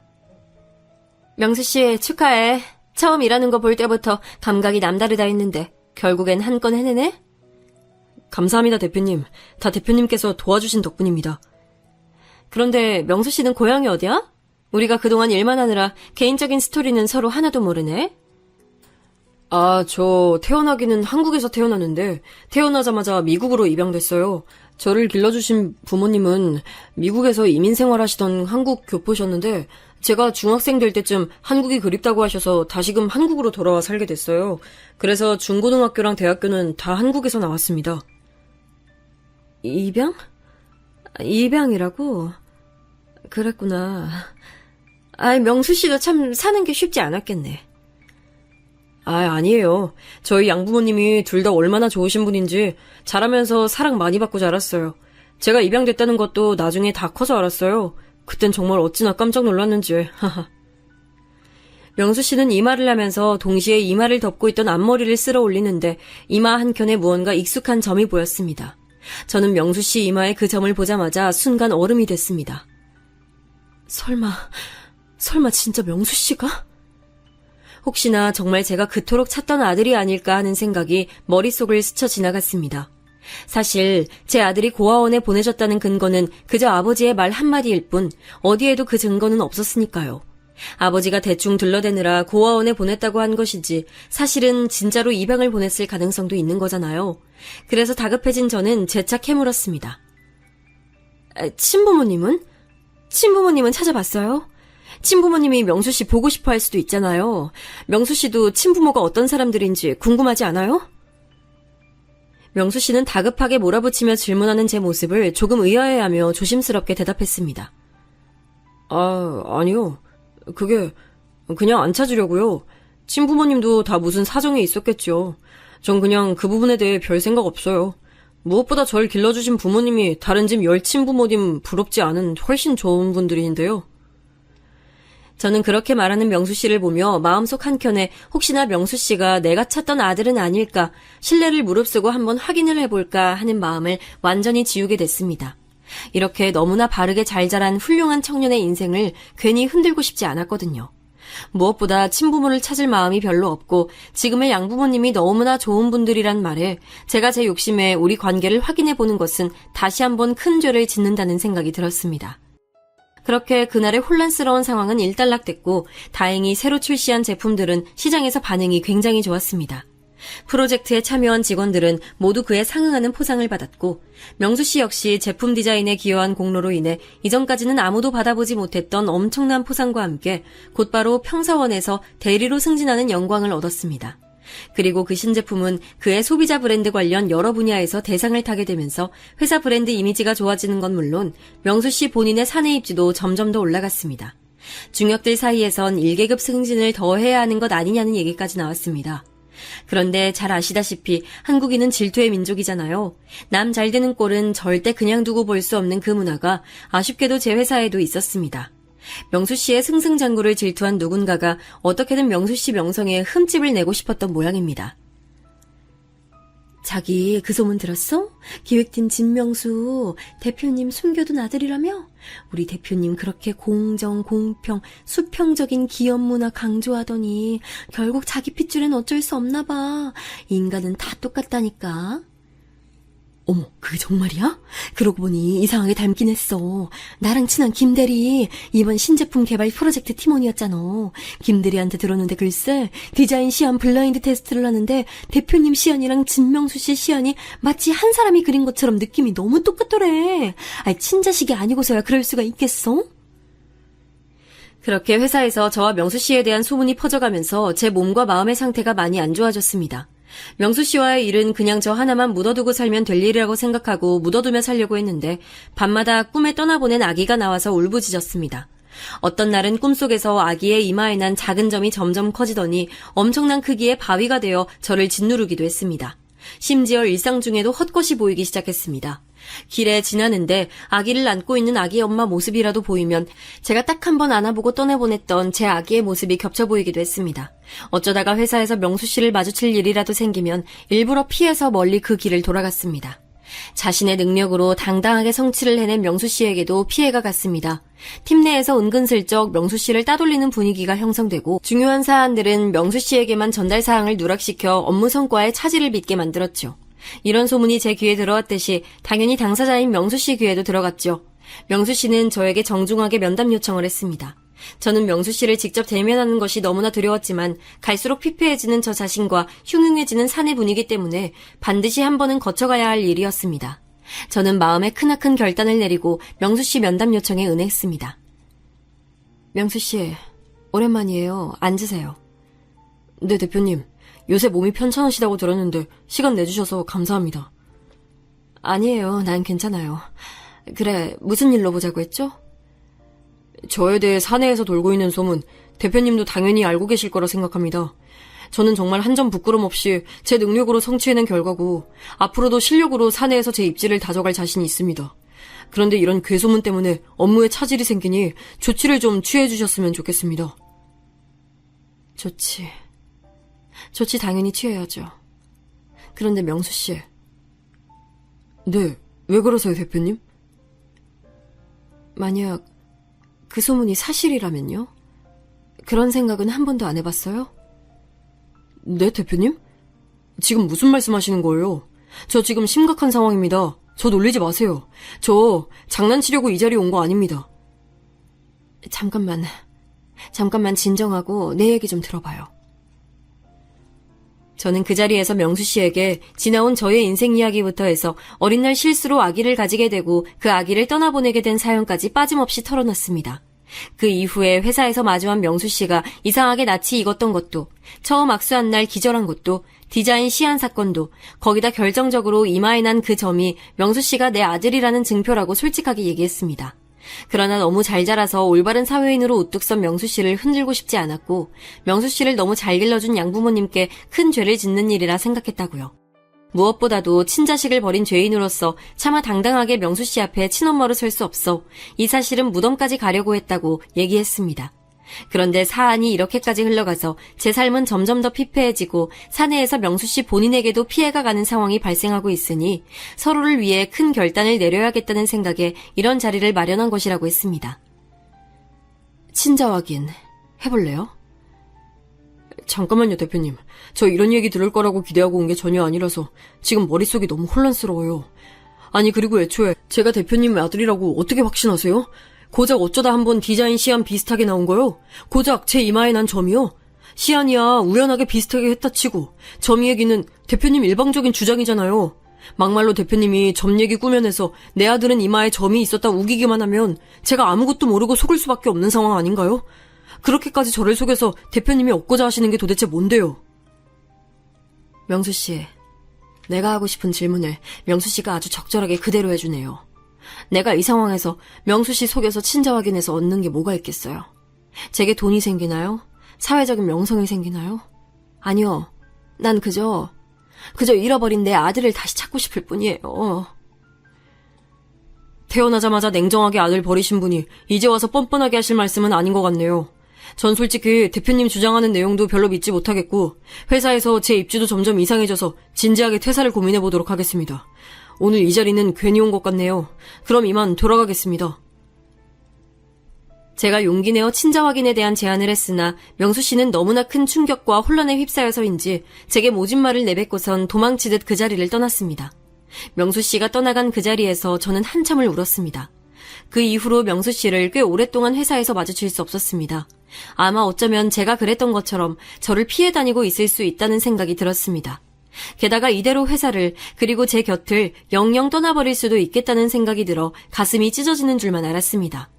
그 와중에 저와 명수 씨에 대한 소문은 점점 더 거세져서 대놓고 비아냥거리는 글들이 유명 사내 익명평가 어플리케이션에 올라오기도 했습니다. 수평적 기업문화 강조하더니 결국엔 다 지 자식한테 성과 몰아줌. 일부러 남인 척 친아들 위장 취업시켜놓고 초고속 승진하는데 그러면 누가 모를 줄 아나? 대표 머리 은근히 안 돌아가는 듯. 이런 식으로 사내 분위기가 흉흉해지다 매출에도 타격이 왔습니다. 코스닥 상장 또한 점점 더 요원해져만 갔습니다. 하지만 이런 게 바로 업보구나 하는 생각에 받아들일 수밖에 없었죠. 사실 명수 씨가 제 아들일 수 있다는 확신에 가까운 느낌이 든 이후부터는 회사에 어떻게 되든 아무런 상관이 없었습니다. 잃어버린 제 아들을 되찾을 수만 있다면 이깟 회사 따위 헐값에 아니 공짜로 누군가에게 넘겨줄 수도 있겠다는 생각이 들었습니다. 제가 그토록 사회적으로 성공하려 했던 가장 큰 동기는 아들을 되찾기 위해서였으니까요. 그런데 제 아들임이 거의 확실한 사람이 눈앞에 떡하니 있으니 이깟 회사가 다 무슨 소용이겠어요. 그래서 저는 회사고 뭐고 이러다가 제가 병이 나서 죽겠다는 생각이 들어 조용히 명수 씨를 따로 찾아갔습니다. 다시 한번 정중하게 친자 확인을 제안하기 위해서였죠. 명수 씨가 야근을 마치고 근처 지하철역으로 들어가려는 찰나 급하게 붙잡았습니다. 아니 대표님, 갑자기 여긴 어떡해? 명수 씨, 나랑 얘기 좀 해요. 잠깐이면 돼요. 저는 당황해하는 명수 씨를 붙잡고 근처 커피숍으로 향했습니다. 명수 씨, 내가 왜 왔는지 짐작하죠? 저번에 얘기했던 친자 확인 다시 한번 생각해 줄 수 없어요? 그것만 확인되면 다시는 명수 씨 눈앞에 나타나진 않을게요. 나 더 이상 이 회사에 미련도 없어요.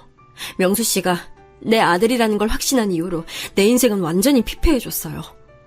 그렇게나 간절히 찾아 헤맸던 내 아들인데 차마 선뜻 다가설 수 없는 내 상황 때문에요. 그러니까 명수 씨, 사람 하나 살리는 셈 치고 날 좀 도와줄 수... 그만하세요 대표님. 양심도 없어요? 저를 버린 죄책감에 차마 그럴 수 없다면서요. 제 양부모님 생각해서라도 그럴 수 없다면서요. 그거 다 거짓말이죠. 그저 대표님 마음 편해지려고, 대표님 마음속 죄책감 덜어내려고 그러는 거잖아요. 그런 거 아니에요, 명수 씨. 명수 씨도 나중에 부모가 돼보면 내 마음 이해할 거예요. 세상 모든 걸 다 줘도 바꿀 수 없는 게 자식이라는 것을요. 그런데 그런 그 귀한 자식을 잃어버린 내 심정을 한 번이라도 헤아려 봤나요? 명수 씨, 그러지 말고 제발. 그만. 더는 듣기 싫습니다. 저번엔 지나가는 말로 제 친부모를 찾고 싶지도 않고 궁금하지도 않다고 대충 얘기했는데요. 아니요. 저는 제가 친부모에게 버림받았다는 사실 안 이후부터 단 하루도 제 친부모를 저주하지 않은 날이 없어요. 결국엔 다 자기들 편의를 위해서 날 버린 거면서 이제 와서 먹고 살만하니까 어떻게 좀 되찾아서 본인 마음 편해지고 아 이제 부모 노릇했다 뭐 그러고 싶으세요? 웃기지 마세요. 다시는 이런 일로 저 안 찾아오셨으면 좋겠습니다. 저도 지금 진행하는 팀 프로젝트 마무리하는 대로 이 회사는 떠나도록 하겠습니다. 다시는 볼 일 없었으면 좋겠네요. 명수 씨는 그렇게 저에게 다시 한번 냉정하고 모진 말을 내뱉고서는 자리를 박차고 나갔습니다. 저는 그 자리에서 오랫동안 널브러져 하염없이 눈물을 흘렸습니다. 이제 제 인생에서 남은 마지막 희망이 사라져버렸으니 그날로 제 주변의 모든 것들을 정리하기로 했습니다. 경영 일선에서 완전히 물러나고 저의 지분을 다 팔아서 사회에 환원한 뒤 저 멀리 어느 이름 없는 암자에 들어가 비구니가 될 생각이었습니다. 그런데 사내 변호사 말이 생각보다 그것을 정리하는 과정이 복잡해서 진짜로 그렇게 할 요량이면 시간이 좀 걸린다고 했습니다. 저는 본격적인 지분 정리 및 매각 절차를 변호사와 논의하기 위해 어쩔 수 없이 회사에 출근했습니다. 변호사가 이런저런 과정과 절차를 설명해 주는데 하나도 귀에 들어오지 않았습니다. 그냥 남은 직원들과 이어받을 지분권자에게 피해가 가지 않게만 잘 처리해달라고 얘기하고 있을 무렵 비서로부터 내선 전화가 걸려왔습니다. 네, 김 비서님, 말씀하세요. 대표님, 진명수 씨가 손님들과 함께 오셨는데요. 네? 얼른 들여보내세요. 최 변호사님, 우리 이 이야기 조금만 나중에 다시 할 수 있을까요? 자리에 가 계시면 제가 금방 다시 연락드릴게요. 저는 너무나 의외인 이 상황에 당황하며 황급히 명수 씨를 맞이했습니다. 그런데 저보다 연배가 꽤 들어 보이는 부부가 함께 동행하셨습니다. 명수 씨, 여긴 갑자기 어떻게... 아니, 그보다 이분들은 누구시죠? 안녕하세요. 저희는 명수 양부모 되는 사람들입니다. 명수에게 모든 얘기를 다 듣고 이렇게 찾아뵙게 됐습니다. 실례가 안 된다면 잠시 시간 내주실 수 있을까요? 네? 네. 물론이죠. 이쪽으로 앉으세요. 다시는 저를 안 볼 것 같던 명수 씨가 갑작스레 양부모님을 모시고 저를 찾아온 이 상황이 저는 심히 당황스러우면서도 한편으론 알 수 없는 기대감이 꿈틀대기 시작했습니다. 글쎄 명수 이 녀석이 어느샌가부터 집에 오면 아무 말도 없고 밥도 제대로 먹지 않고 점점 삐쩍 말라가는 게 아니겠어요? 늘상 활기찬 녀석이었는데 무슨 일인가 물어봐도 대답도 제대로 않고 짜증만 내고 하길래 처음엔 그냥 두었답니다. 그런데 점점 근심하는 기색이 짙어지고 일에도 집중을 못하고 해서 제대로 앉혀놓고 이야기를 해봤더니 그제서야 대표님, 아니 친어머니에 대한 얘기를 꺼내더군요. 저희도 처음엔 영화 같은 이 이야기를 믿을 수가 없었습니다. 명수 씨의 양부모님께서는 명수 씨가 저와의 일로 괴로워하는 것을 알고 직접 나서서 도움을 주시고자 찾아오셨다고 하셨어요. 그러면서 놀라운 얘기를 하나 말씀해 주셨어요. 사실 오래전에 입양기관에서 갓난아기였던 명수 처음 만났을 때 이 녀석의 목에 목걸이 하나 걸려 있었어요. 거기엔 명수가 태어난 연도와 날짜, 시간, 그리고 엄마 이름이 적혀 있었어요. 그래서 저희 생각엔 아마도 처음에 애기 엄마가 고아원에 버려두고 언제고 찾고자 했던 것을 어찌어찌 흘러가다 보니 이렇게 해외 입양기관까지 흘러들어오게 됐구나 하는 정도로만 생각했죠. 그리고 그 목걸이는 아이를 맞이하자마자 옷장 속에 꼭꼭 숨겨두고 한 번도 꺼내본 적이 없어요. 행여라도 나중에 진짜 친엄마를 찾게 되면 골치 아파지겠다는 생각도 솔직히 들었고, 이젠 우리 아이인데 이전 삶의 기억은 애초에 아이에게 없었던 것으로 해두는 것이 좋겠다는 생각에서였죠. 그러니 아기 엄마 이름이 뭐라고 적혀 있었는지도 이미 까먹은 지 오래였어요. 그런데 명수 이 녀석이 대표님 얘기를 털어놓으니까 무려 30년 전 옷장 속을 처박아두었던 그 목걸이 생각이 나는 게 아니겠어요? 그래서 불이 나게 옷장 속을 뒤져서 그 목걸이를 찾아냈는데 여기 이것 좀 보세요. 양부모님께서 꺼낸 목걸이는 저도 처음 보는 목걸이였는데 거기엔 너무나 명확하게 이렇게 써 있었습니다. 아기 생일 95년 3월 6일 11시, 아기 엄마 76년생 정민주. 그 목걸이에 선명하게 쓰여있는 아기의 생년월일과 제 이름에 저는 놀라움을 감출 수 없었습니다. 아마도 이 목걸이는 저와 아기를 생이별시킨 잔인하기 그지없었던 아버지가 마지막으로 저를 위해 남겨둔 선물이었나 봅니다. 아마 처음엔 진짜로 고아원에 보내려고 만들어 놓았던 것 같은데 어떤 운명의 흐름이었는지 알 순 없지만 명수 씨는 결국 해외로 입양을 보내졌던 것 같아요. 명수와 오랫동안 고민하고 논의했습니다. 대표님, 친자 확인 진행하시죠. 명수에게도 자신의 친엄마가 누군지 확인할 권리가 있습니다. 명수도 결심을 굳혔고요.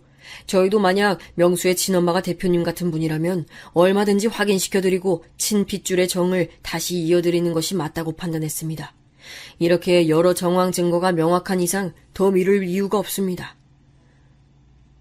대표님, 지난번엔 정말 죄송했습니다. 사실 저는 아예 기억도 안 나는 어린 시절이지만 친부모로부터 버림받았었다는 사실 하나만으로 너무 충격이 컸었거든요.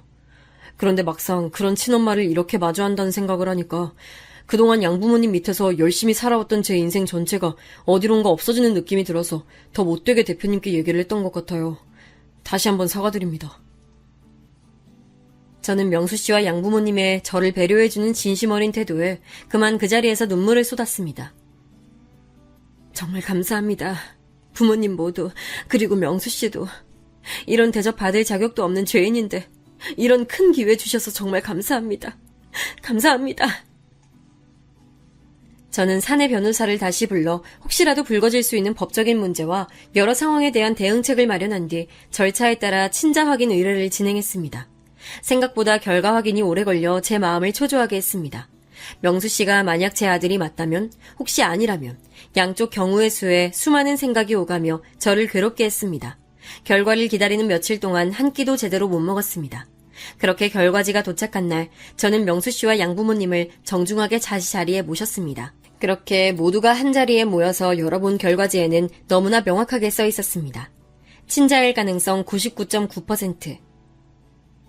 명수 씨, 아니 내 아가 정말 내 아들이 맞구나. 대표님, 아니 제가 어떻게 불러야 하는 거죠? 세상에. 내 아가 이리 와, 한 번만 안아보자. 30년을 찾아 헤맨 제 친아들이었습니다. 마음 한켠에 늘 큰 구멍을 낸 채로 천륜을 저버렸던 저에게 내린 오랜 저주가 풀리는 순간이었습니다. 그렇게 저는 제 친아들을 안고서 하염없이 울었습니다. 어머님, 아버님, 정말 감사합니다. 두 분께서 허락해 주셨기에 가능한 일이었어요. 정말 감사합니다. 감사합니다. 저는 그 일이 있고 양부모님과 아들의 동의를 얻어 사내 게시판에 저와 아들의 모든 이야기를 빠짐없이 다 공개했습니다. 지난날 철없는 저의 행동으로 인해 아들을 떠나보내야 했던 과거와 다시 회사에서 마주했을 때의 드라마틱한 이야기들, 그리고 그로 인해 저의 마음이 얼마나 괴로웠는지, 소문의 곡해가 점점 심해지면서 회사에는 얼마나 큰 위기가 닥쳤는지, 회사의 대표로서 이 모든 사태를 실감하고 책임을 다해 모든 것을 정상으로 되돌려 놓겠다는 이야기를 진솔하게 써내려갔습니다. 저의 그 글이 올라온 후 사내는 난리가 났습니다. 위장 취업이니 의도적으로 친아들에게 성과를 몰아준다느니 하는 소문은 온데간데 없이 사라지고, 제 어린 날 실수에 대한 동정 여론과 함께 영화보다도 더 영화 같은 저와 아들의 이야기에 눈시울을 붉히는 직원들도 많았습니다. 그와 동시에 사내외 여론도 다시 좋은 쪽으로 해결이 되면서 매출은 정상 궤도에 올라섰습니다. 그렇게 평생에 걸쳐 저의 삶을 짓눌러 오던 큰 숙제가 해결이 됐습니다. 이제 저의 삶에 남은 더 이상의 여한은 없었습니다. 신기하게 그 일이 해결이 되니까 회사를 정리하려고 했던 마음도 싹 사라지고 오히려 더 힘을 내서 일을 하게 됐습니다. 이제 남은 삶 동안 내 일에만 집중하면서 아들의 앞날을 위해 무운을 빌어주는 일만 남았다고 생각했습니다. 그렇게 모든 것이 일단락됐을 무렵 아들은 다시금 제 사무실로 찾아왔습니다. 대표님, 저 이거. 아들이 내민 것은 다름 아닌 사직서였습니다. 아니 명수야, 갑자기 왜 그래? 회사에서 또 무슨 힘든 일 생겼니? 말해봐봐. 아니요, 사실 오래전부터 제 브랜드를 꼭 런칭해보고 싶었거든요. 그런데 이렇게 대표님과 관계도 밝혀지고 제가 이 타이밍에 회사를 떠나는 게 가장 적절하겠다라는 생각이 들었어요. 절대 불편하거나 그래서 떠나는 거 아니니까 혹시라도 오해는 하지 마세요. 사실 팀장님한테 제출하는 게 절차상 맞지만 그래도 직접 얼굴 마주보고 말씀드리는 게 맞는 것 같아서 이렇게 찾아왔어요. 대표님과 저와의 관계를 떠나서 한 사람의 사원으로서 이 회사에서 정말 많은 걸 배웠습니다. 그동안 정말 감사했습니다, 대표님. 영영 이별하는 거 아니니까 너무 걱정 마세요. 그리고 이제는 엄마라고 불러도 되죠? 그럼 되지. 되고 말고. 아유, 우리 아들. 엄마가 미안해. 새로 일 시작하는데 도울 거 있으면 얼마든지 얘기해. 이 엄마가 다 도와줄게. 다 해줄게. 갑작스러운 아들의 퇴사 통보가 반갑진 않았지만 길게 생각해보면 아들을 위해서도 회사를 위해서도 그리고 저를 위해서도 그렇게 하는 것이 맞다는 생각이 들었습니다. 오히려 아들이 뒤늦게 찾은 친엄마의 그늘에서 덕을 보려고 하지 않고 자신만의 왕국을 건설하러 떠나는 모습을 보면서 차라리 잘된 일이라고 생각했습니다. 어릴 때 헤어진 트라우마 때문인지 자꾸만 아들이 나서는 뒷모습에서 다시 또 못 보는 것은 아닐까 불안한 마음에 눈물이 앞을 가렸지만 온전히 응원하는 마음만을 남긴 채 그렇게 회사에서 떠내보내주었습니다. 그렇게 회사를 떠나 창업을 한 아들은 정신없이 바쁜 일상을 보내는 중입니다. 누가 제 핏줄 아니랄까봐 제품에 대한 감각과 경영 센스는 저를 꼭 닮아서 굳이 제가 도와주지 않아도 업계에서 탄탄히 자리를 잡아가는 중입니다. 양부모님이 계시기에 제가 차마 먼저 연락을 할 염치가 없어 연락을 못하고 있으면 센스 있는 아들이 제게 먼저 문자로 안부를 묻곤 합니다. 엄마, 잘 지내시죠? 엄마 회사에서 배운 것들이 저를 점점 더 성장하게 만드네요. 또 일한다고 점심 거르지 마시고 식사 잘 챙겨 드세요. 사랑해요. 엄마, 저희 회사 요번에 신제품 출시한 거 반응이 아주 폭발적이에요. 우리 이제 엄연한 경쟁업체입니다. 엄마 회사처럼 커질 때까지 열심히 달릴게요. 점심 잘 챙겨 드세요. 남들에게는 그저 흔한 안부 문자일지 몰라도 저는 아들에게서 이렇게 한 번씩 문자를 받을 때마다 하염없이 눈물이 주르륵 흘러내립니다. 이렇게 못되고 철없는 애미에게서 어쩜 이렇게 바르고 착한 아이가 태어났는지 감격스럽기도 하고 제 남은 생에서 친아들과 문자를 주고받는 이런 소소한 행복을 누릴 것이라고는 전혀 생각지 못했기 때문입니다. 천륜을 저버린 제가 이런 행복을 누려도 되는 걸까요? 가끔은 많이 불안해집니다. 어느 순간 아들이 또 멀리 떠나버릴까봐 한없이 무서워질 때가 있습니다. 이런 제 마음 또한 제가 저지른 업보 때문이겠죠. 하지만 이제 저에게는 스스로 선택을 하고 그것을 지켜낼 힘이 있기 때문에 남은 인생 제 아들의 행복만을 바라며 살아가려고 합니다. 제가 준비한 사연은 여기까지입니다. 그럼 좋은 하루 보내세요.